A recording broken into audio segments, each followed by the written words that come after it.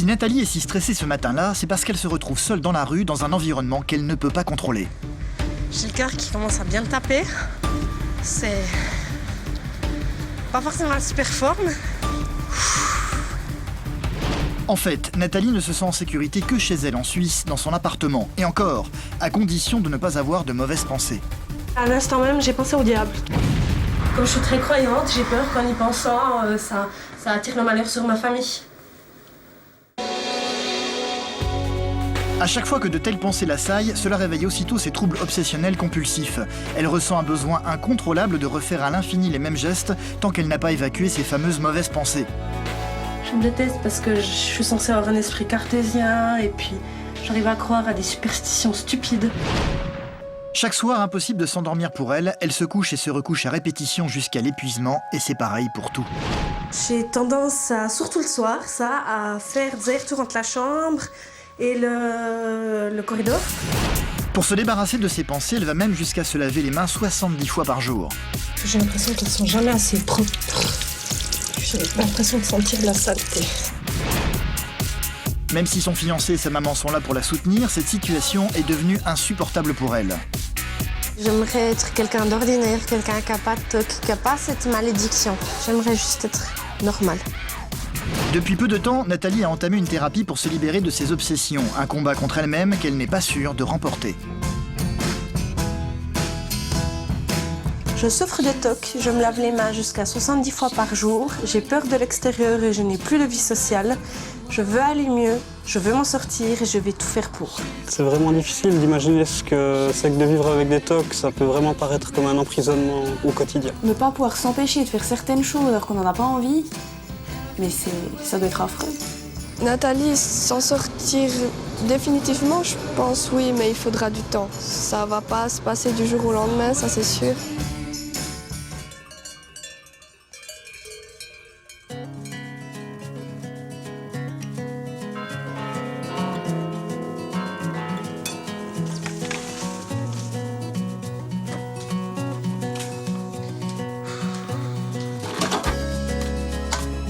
Les journées de Nathalie commencent à 14h. Elle vient tout juste de se réveiller. Comme à son habitude, son premier geste est d'aller se faire un petit café. Et l'enfer va commencer. Elle commence par nettoyer méticuleusement la cafetière avant d'y verser le café en poudre. Sauf qu'au même moment, Nathalie a une mauvaise pensée. Pas question pour elle de boire un café fabriqué dans ces conditions. Du coup, elle doit tout recommencer à zéro.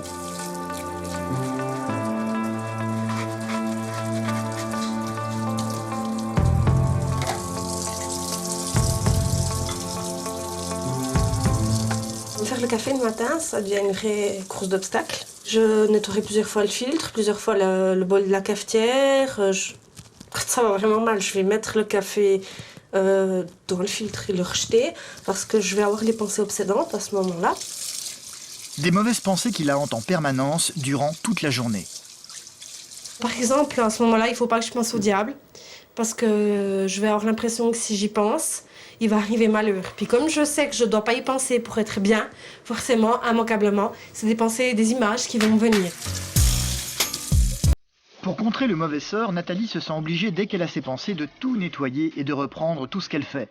Dans les pires moments, Nathalie peut vider jusqu'à 10 fois le filtre à café avant de pouvoir enfin lancer la machine. Le moment où, par exemple, je bois mon café, où j'ai réussi à le faire, c'est un moment où je vais souffler un petit coup avant que le reste me tombe dessus.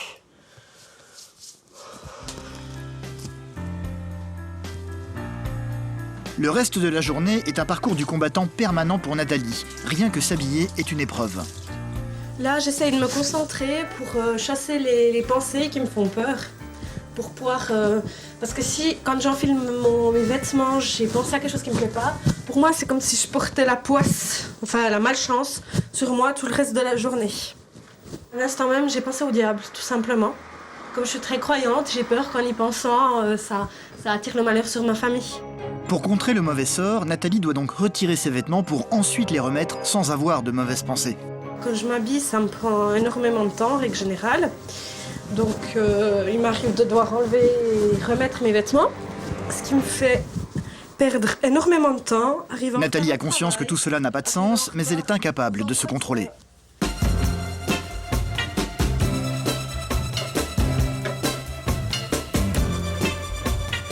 compliqué de me supporter moi-même. Je me déteste. Je me déteste parce que je suis censée avoir un esprit cartésien et puis j'arrive à croire à des superstitions stupides sur le fait que je pense à quelque chose que ça va provoquer une catastrophe. Alors que si quelqu'un me disait ouais, j'ai pensé à telle ou telle chose, j'ai peur qu'il arrive malheur, je dirais mais c'est pas par la pensée qu'on influence les choses. Donc je le sais.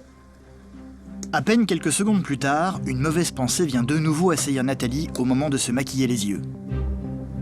Déboucher, reboucher, déposer et reprendre son tube de mascara fait partie du rituel pour chasser le mauvais œil. Je suis plus la même, je suis angoissée, j'ai perdu de la joie de vivre, j'ai peur d'énormément de choses. Mon cerveau fonctionne sans arrêt, ça s'arrête jamais. Ça tourne, j'analyse tout ce qui se passe autour de moi. Je compte les choses, je cherche les rapports entre tout pour être sûre que j'ai le contrôle sur absolument tout ce qui m'entoure, tout mon univers. Nathalie va terminer sa toilette par le rituel qui va l'accompagner durant toute la journée, le lavage de mains. Elle peut se les laver jusqu'à 70 fois par jour, en respectant un rituel très précis. Nathalie compte absolument tout, en commençant par le nombre de frottages de mains. Alors, se laver les mains, ça aussi, c'est dans une certaine manière. C'est par 4, en général. Des fois, c'est normal, mais c'est par 4. Et puis, c'est vraiment, je dois m'assurer que, on va dire, j'ai bien frotté partout. Bien nettoyer autour des ongles. Beaucoup de gens oublient de faire, d'ailleurs. Peut-être parce que ça sert à rien aussi, qu'il n'y a que moi qui le fais.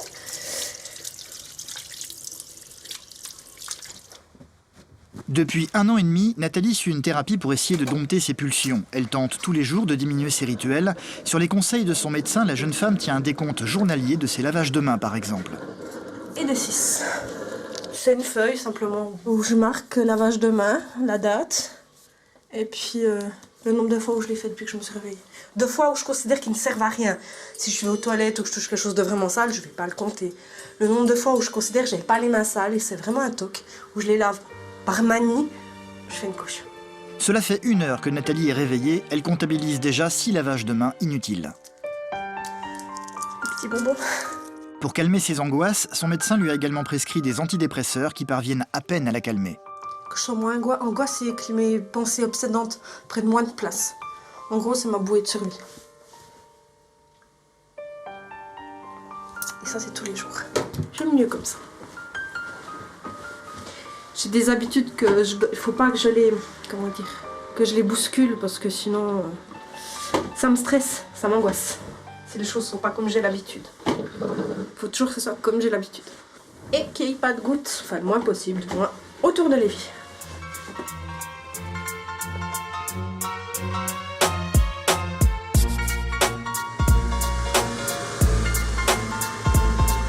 Le seul moyen pour Nathalie de sortir de chez elle, c'est d'être accompagnée.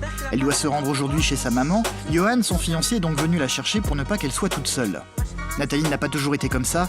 Ces tocs sont apparus pendant son adolescence après avoir subi une agression particulièrement violente provoquée par une fille de son âge dans la rue. Ça a commencé vers mes 13 ans. J'ai été agressée dans la rue par une fille qui m'a frappée. Et ce jour-là, pour la première fois, je suis rentrée chez moi et j'ai essayé de me laver de ce qui m'était arrivé dans la journée en passant des heures sous la douche. C'était la première fois. Coucou! Coucou. Sa maman Françoise se souvient de l'époque heureuse où Nathalie n'avait aucun problème. Je me passais le temps. Regarde ce que j'ai trouvé. Ça, tu te souviens? Non. Tu te souviens pas? Non. Oh. Toi, dans le bain. Toi qui fais le poisson. J'avais l'air de bien m'amuser. Ah oui, t'adorais. Je pense que j'aurais pu te laisser des heures. Nathalie regarde ses photos mais fait très attention à ne pas les toucher. Je peux pas toucher les photos parce qu'elles ont été là où j'habitais quand j'étais petite. Puis tout ce qui se rapporte à cette maison me provoque d'horribles crises d'angoisse. Alors il y a un moment que c'est de les désinfecter en les touchant, mais non, je peux pas. C'est un des tocs ridicules dont je parlais, mais c'est un des trucs que je peux pas, quoi. Des photos qui lui rappellent aussi qu'à 15 ans, Nathalie était une jeune fille très différente de ce qu'elle est aujourd'hui. Je me sens de la peine, moi. Sur cette photo, j'avais 15 ans, c'était en dernière année d'école obligatoire en Suisse. C'est à peu près là que remontent les meilleurs souvenirs que j'ai, parce que j'étais malade, mais légèrement. C'était vraiment très léger, puis c'est surtout peu de temps après, peut-être une année, que ça a explosé, puis que j'ai dû arrêter mes études et puis tout ça. C'est pas moi sur cette photo. Elle avait des moments où elle était vraiment débordante de vie, et puis d'autres où il fallait peut-être presque même pas la regarder. Une maman qui se sent totalement désarmée face aux problèmes de sa fille. Pour une maman, c'est vraiment douloureux, oui. On se sent incapable, on se sent coupable. On se sent coupable, vraiment. On ne sait pas de quoi, mais on se sent coupable. J'aimerais être quelqu'un d'ordinaire, quelqu'un qui n'a pas cette malédiction. J'aimerais vivre au moins une journée sans avoir une pensée. Ou alors, si je les aide, pour les chasser comme tout le monde, qu'elles ne me restent pas dans la tête, puis qu'elles ne fassent pas leur nid. J'aimerais juste être normale. Quand elle est seule chez elle, Nathalie n'arrive pas à quitter son appartement. L'une des rares fois dans la journée où elle parvient à le faire, c'est pour aller chercher son courrier dans la boîte aux lettres, se trouvant au pied de son immeuble. Une chose qu'elle appréhende toujours. Oh, je vois déjà qu'il y a une fracture. L'assurance maladie. Aujourd'hui, tout va bien, sa boîte aux lettres ne contient qu'un prospectus et une lettre sans mauvaise nouvelle. Oh. Ça a l'air d'aller. Je sais que tout le monde a peur de ça. Le problème, c'est que moi, la moindre petite peur qui est simple pour le commun des mortels, pour moi, ça va vite grandir et déborder le barrage et devenir ingérable. À cause de ses troubles obsessionnels compulsifs, Nathalie est incapable d'avoir une vie sociale. Elle ne travaille plus et parvient à subsister grâce à une pension d'invalidité. Avant, j'ai travaillé pendant 3 ans, normalement, comme tout le monde, en ayant des tocs, mais en luttant contre. Et puis, petit à petit, ça devenait de plus en plus envahissant. Je ne pouvais plus, j'étais trop fatiguée. Et finalement, la bride a lâché. Ça a cassé. Il y a quelque chose en moi qui s'est cassé. Nathalie fuit le contact avec les autres. Ses journées, elle les passe seule, chez elle. L'une des façons de garder un lien avec le monde extérieur, c'est son ordinateur. C'est un peu mon support vie sociale, Internet. Donc, j'ai beaucoup d'amis qui viennent me voir. Je suis pas seule, mais je sors pas beaucoup. Donc, Internet, ça me sert un peu à rester en contact avec les gens qui savent pas ou qui comprendraient pas. J'aime être seule parce que au moins j'ai le contrôle quand il y a que moi. J'ai le contrôle de ce qui va se passer ou de ce qui va se dire autour de moi. Parce qu'il y a des mots qui vont me provoquer des tocs aussi. Donc c'est clair que je peux pas contrôler ce que les gens vont dire. Donc seule, ça va moi me faire de problèmes. Seule, il va pas avoir le risque que quelqu'un déplace un objet ou touche un objet qu'il aurait pas dû. Si je suis seule, je vais pouvoir faire à mon rythme. Quand j'aurai besoin de me laver les mains, je vais pas avoir à me retenir, etc. Donc forcément... Ah bah tiens, rien que le fait d'en parler, ça me... stress. Et qui dit stress, dit lavage de mains.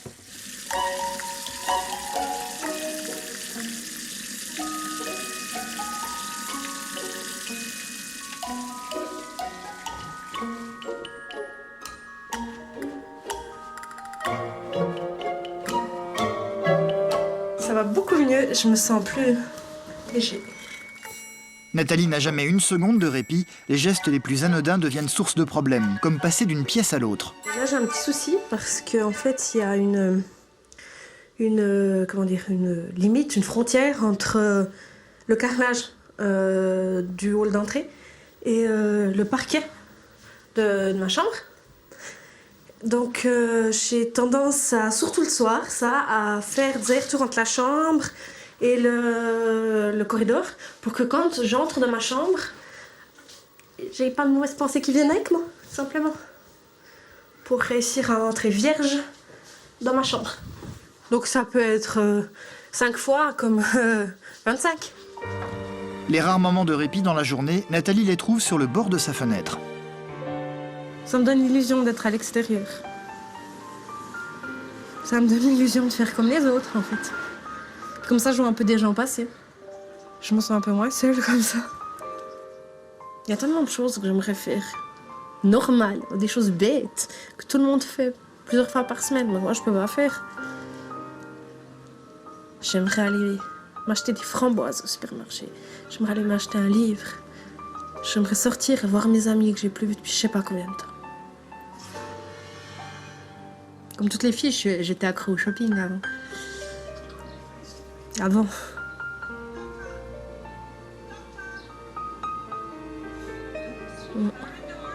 Les sorties entre copines, aller faire du shopping et puis après aller boire un café sur une terrasse.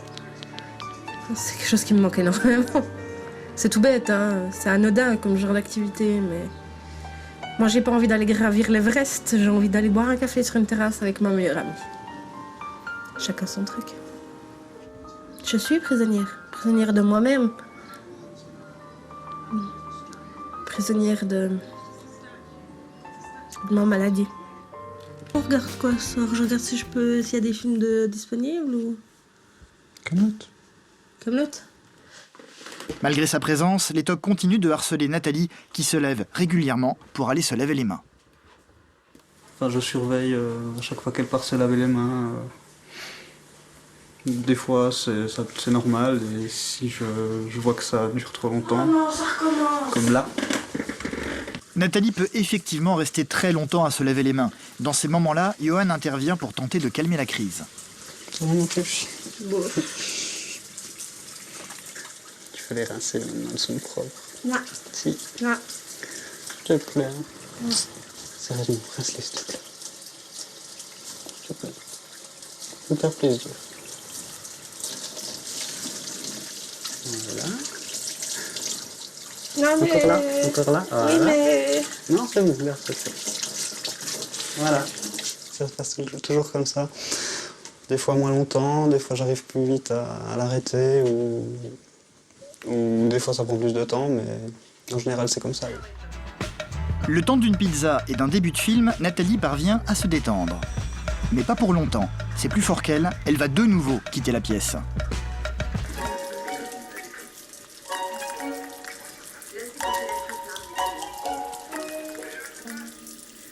Incapable de s'arrêter, elle va appeler son fiancé à l'aide. Johan, la fatigue n'aidant pas, j'aurais besoin de toi. C'est toi ce que je veux dire. T'inquiète, je comptais. C'est bon, il faut les rincer. Non. Si, Non. je t'en prends une. Rince l'autre. Bah, j'essaie de l'empêcher de se laver trop les mains, parce que... Non, mais là, je sens que c'est... Mais non, c'est... Regarde. Je suis fatiguée. Sèche-toi les mains. Je te plaît. J'en ai marre. Le soir, Johan ne dort jamais chez elle. À cause de ses tocs, Nathalie se refuse toute forme d'intimité avec quelqu'un d'autre. Une situation que le jeune homme vit tant bien que mal. Je t'aime. Night, night.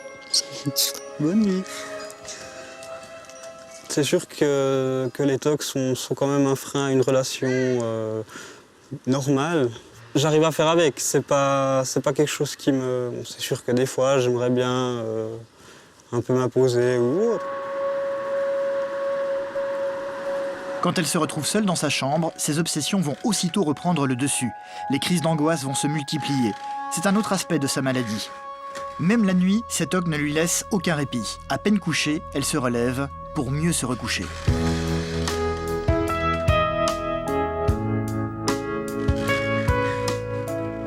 Je me suis levée et relevée de mon lit. Par exemple, j'ai une mauvaise pensée, je suis couchée dans mon lit. Je me dis que la mauvaise pensée va comme envahir mon espace, donc je vais devoir me lever pour la prendre avec moi et l'amener au loin et me recoucher. En ne pensant plus à cette chose. Ça peut prendre plusieurs fois de suite jusqu'à ce que j'arrive à penser à autre chose. Mais l'idée, c'est de me débarrasser mon coin sommeil de ces pensées qui m'obsèdent. Un rituel qu'elle va répéter jusqu'à l'épuisement durant une grande partie de la nuit. J'ai l'impression d'avoir quelqu'un d'autre en moi qui me quitte pas et qui me fait faire ses actions, qui vit avec moi, qui me détruit petit à petit, qui me mange.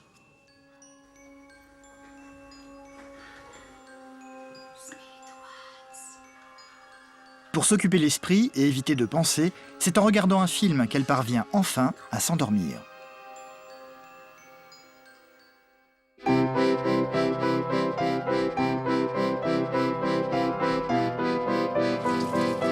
Depuis 1 an et demi, Nathalie a entamé une thérapie pour essayer de se libérer de ses obsessions.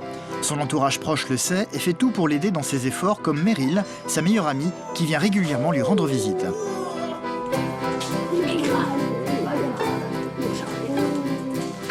Tu vas bien? Oui. Ouais, mais tu sais, j'en ai marre. Bah même, je trouve. Je suis épuisée.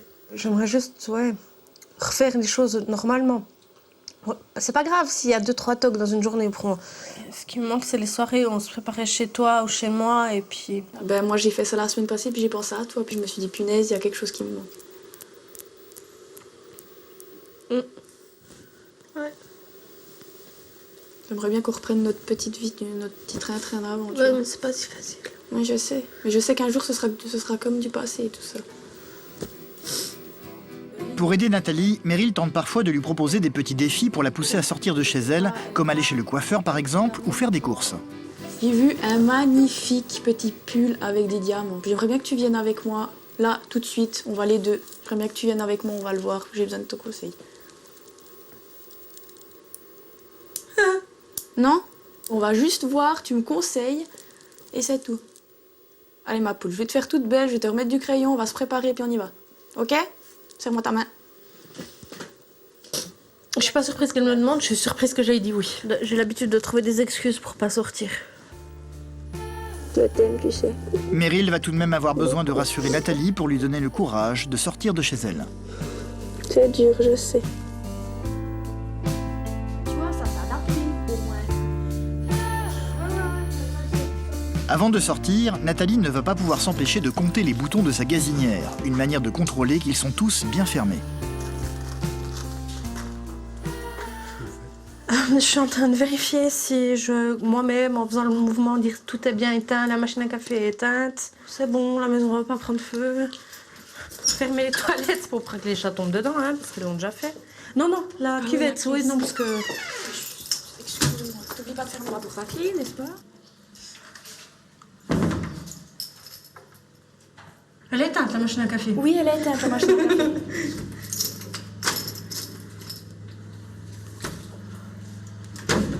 Voilà. Bon, c'est une première depuis longtemps. C'est une photo? Ouais, on immortalise ça. Ah, c'est pas mal. Tu crois qu'il y aura beaucoup de monde? On sait pas. Nathalie parvient donc à laisser son appartement derrière elle en restant fermement accrochée au bras de sa meilleure amie. J'ai le même envers. Regardez. C'est tout doucement qu'elle retrouve le plaisir de faire du shopping, sauf que dès que Meryl s'éloigne un peu, Meryl, tu reviens vers moi? Hein? Tout va bien. Ok. avant de tout arrêter, Nathalie était disque jockey dans la vie, mais également fleuriste. Ici, c'est où j'ai fait mon premier stage de fleuriste. Ce qui m'a donné le goût à ce métier. Bon, ça fait 10 ans, plus de 10 ans, hein. Ça me fait un peu tout drôle. Ça me manque aussi. Depuis le début de sa thérapie, c'est tout doucement que Nathalie parvient pas à pas à prendre le dessus sur toutes ses peurs. Pour fêter cette petite victoire, elle va s'offrir un chapeau. Tu vois, c'est celui-là que je veux voir. Le blanc. Il tirait bien. Tu sais ce qu'il faut trop craquer, là? Non. Le chapeau. J'aurais même pas imaginé ce matin que je serais devant une vitrine avec le chapeau dont je rêvais, dans l'idée d'aller acheter le chapeau. Je suis fière de moi. Je suis fière de moi. J'ai envie de dire à Meryl que je l'aime fort. Je t'ai enfin aidé à quelque chose, Poudre.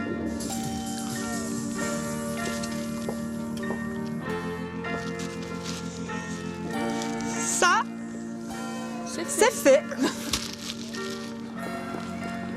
Oh, reste à côté de moi, tu veux?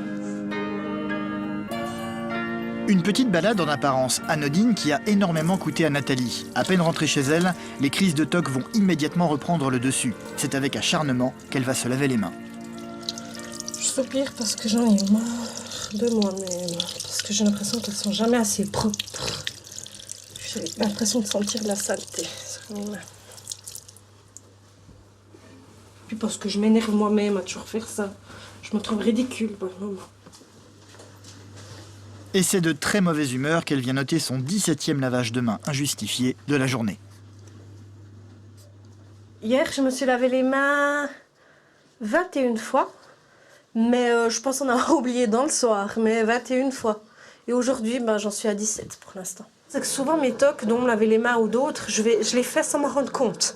D'un coup, c'est comme si je me réveillais puis je me disais, mais je suis en train de faire quelque chose, je suis en train de faire un rituel. Donc le fait de les noter, ça me permet, si j'oublie pas, parce que ça me permet de me dire, ah bah oui, là tu l'as fait, d'avoir confiance de mes actes. Ne plus se laver les mains à longueur de journée, arrêter de répéter inlassablement les mêmes gestes, c'est le but de Nathalie.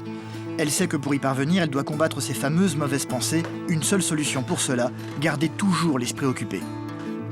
Quand je suis pas occupée, je pense à trop de choses en même temps et puis c'est vraiment pas l'idéal. C'est pour ça que je fais tout en même temps, que j'ai toujours la télé allumée, que je suis sur Internet en même temps. Des fois, je lis même encore en même temps, les rares fois où j'arrive à lire.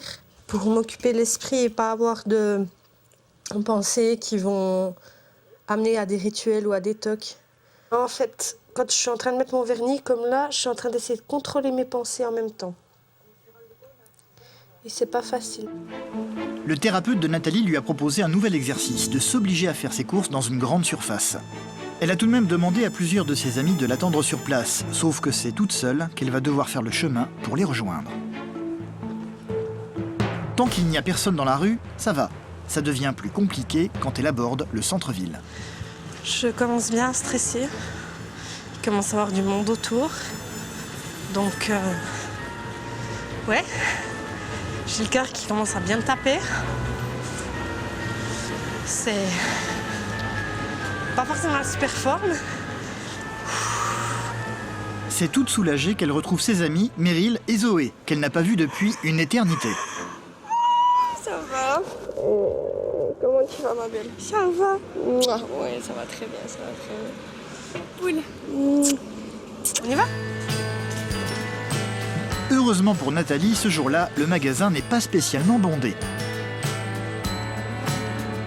Ça va pas du tout avec les habits? Tu m'étonnes. Ça va ma poule?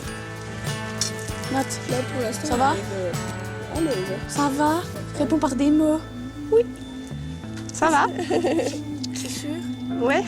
Il n'y a pas trop de monde là autour, donc ça va là. Puis j'ai trouvé de quoi me faire belle pour la fête nationale demain. Le shopping va tout de même être vite expédié. Nathalie n'a pas envie de s'attarder. J'aimerais bien qu'on aille payer, puis que gentiment on sort. t'en as marre? Là, ça commence à...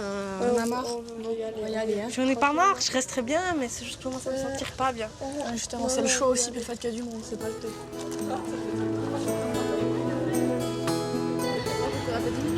Je sais pas, j'ai l'impression que ça faisait au moins une demi-heure qu'on était dans ce magasin. Mais ça t'a fait plaisir? T'es Oui. contente de toi? Un petit bout du you. Là, ça m'a énormément touchée de me rendre compte à quel point mes amis s'inquiétaient pour moi, alors que je pensais que ça leur passait un petit peu au-dessus de la tête. Et puis, elles étaient heureuses de me retrouver. Et puis, même si elles me disaient parfois sur Internet, c'est vrai que quand je le vis, qu'elles me prennent dans leurs bras, c'est tout autre chose, c'est que du bonheur. D'avoir juste réussi à entrer dans un magasin, même 10 minutes, c'est 10 minutes de gagner pour elle. Ça, c'est sûr. Ce qu'elle a fait aujourd'hui, c'est un petit pas. C'est un petit pas, mais c'est un bon petit pas, moi, je trouve. Santé tout. Demain, Nathalie va devoir tenir bien plus que 10 minutes au milieu des gens. Comme chaque année, un événement que tout le monde attend va avoir lieu dans la petite ville de Delémont, la fête nationale. Tu n'auras pas peur tout d'un coup d'avoir une crise d'angoisse à cause de la foule qui est là ou des feux d'artifice ou n'importe quoi qui puisse arriver. T'as pas ce stress quand même malgré ça? Je vais être honnête, je suis morte de trouille. Mais je suis partie dans l'idée de me lancer un défi et puis j'ai vraiment pas l'intention de reculer maintenant. C'est vraiment un énorme défi, tu te rends compte quand même. Hein. La fête nationale, c'est pas un supermarché, là, il y aura beaucoup plus de monde que... Ça c'est sûr, il y aura du monde.